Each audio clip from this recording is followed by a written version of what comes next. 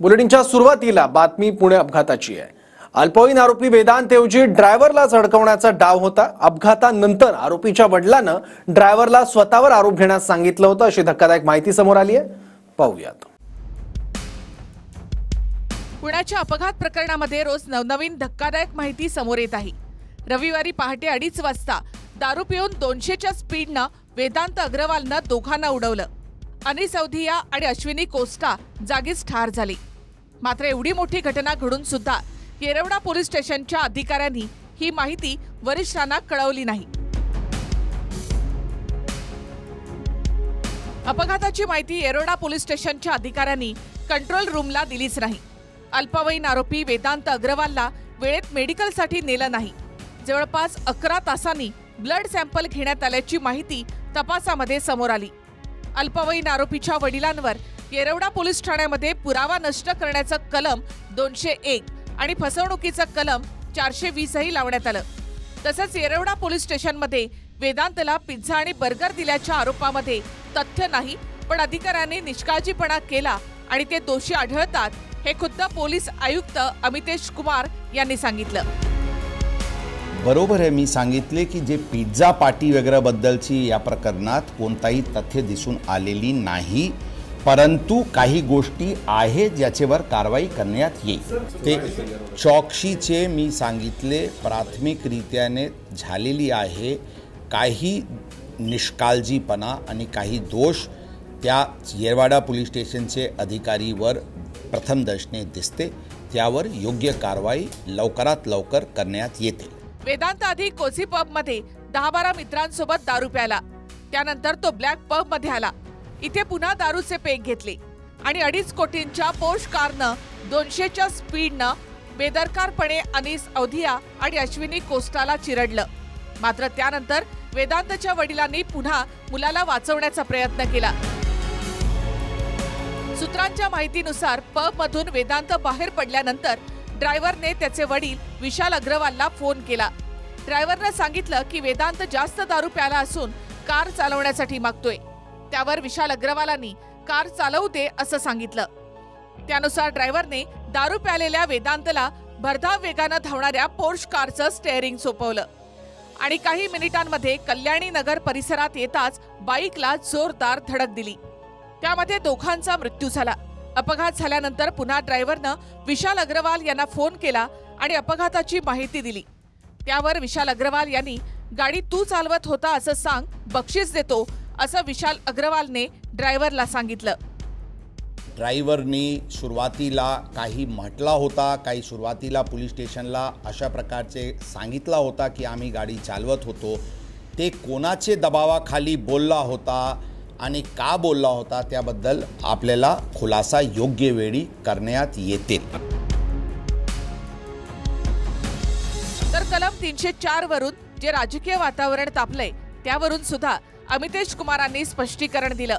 पहिल्या एफआयआर मध्ये सकाळी 8च्या सुमारास कलम 304 हे लावण्यात आलं, पण 3 तासानंतर कलम 304 लावण्यात आलं असं पोलीस आयुक्त सांगतात आणि ते दुसऱ्या एफआयआर मध्ये नाही तर पहिल्याच एफआयआर मध्ये असल्याचं अमितेश कुमार यांचं म्हणणं आहे।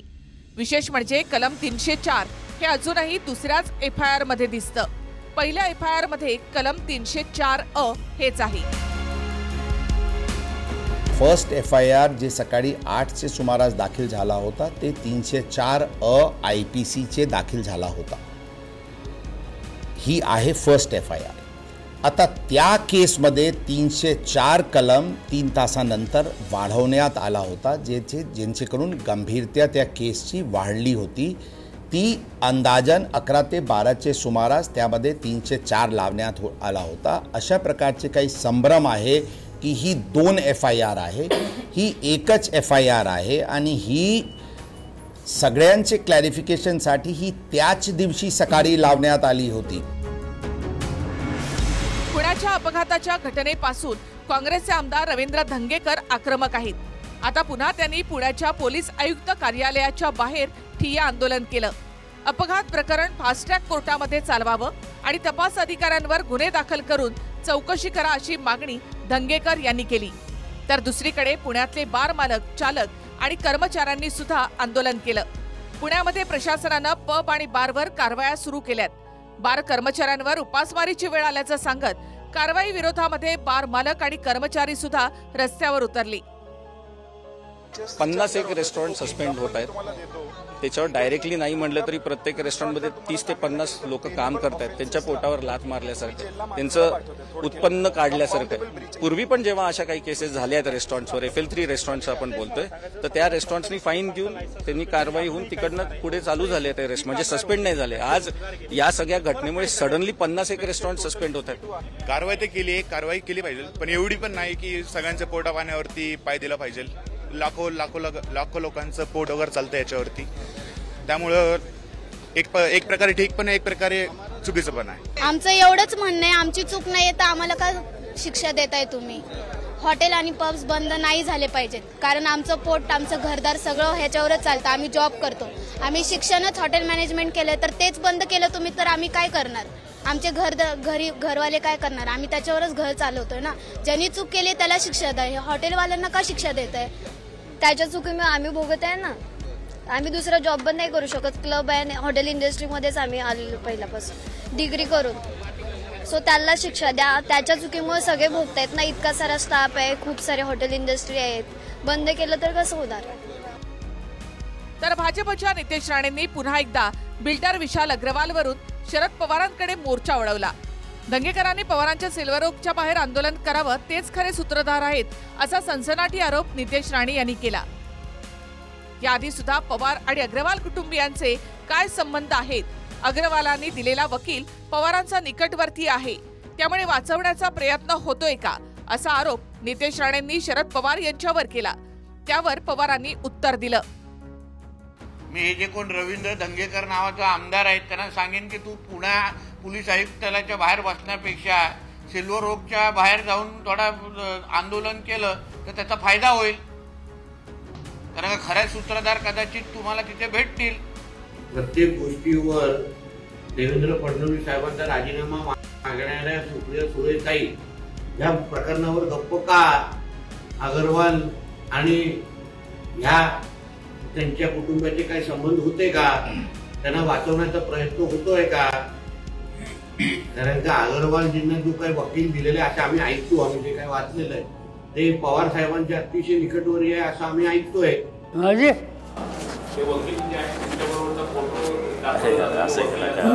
आता वकील असं एखाद्या वकिलाने येतो तर माझा समज यांचा लागता तुम्ही प्रत्येक गोष्ट लीज त्या ठिकाणी भाष्य केलं पाहिजे याची काही आवश्यकता नाही.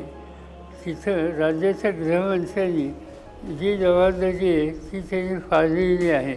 ही दिसल्याच्या नंतर उगीच याला एक वेगळं स्वरूप द्यायची आवश्यकता नाही आहे. पुण्याच्या अपघात प्रकरणामध्ये आरोपी फक्त अल्पवयीन वेदांत अग्रवाल किंवा त्याचे वडील विशाल अग्रवालच नाहीत, तर अपघातानंतर येरवडा पोलीस स्टेशनमध्ये जे घडलं, ज्या प्रकरणाची ब्लड सॅम्पल घेण्यातही दिरंगाई झाली, त्यावरून पोलीस अधिकारी जबाबदार आहेत हे आयुक्तांनीच मान्य केलंय. अर्थात त्यांच्यावर काय कारवाई होते ते दिसेलच.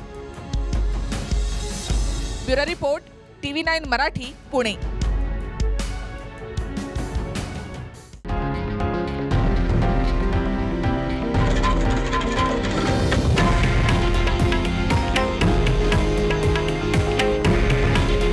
हे आहे देशातील नंबर 1 न्यूज नेटवर्क आणि आपण पाहत आहात TV9 मराठी. काळजी तुमची, हित महाराष्ट्राचं.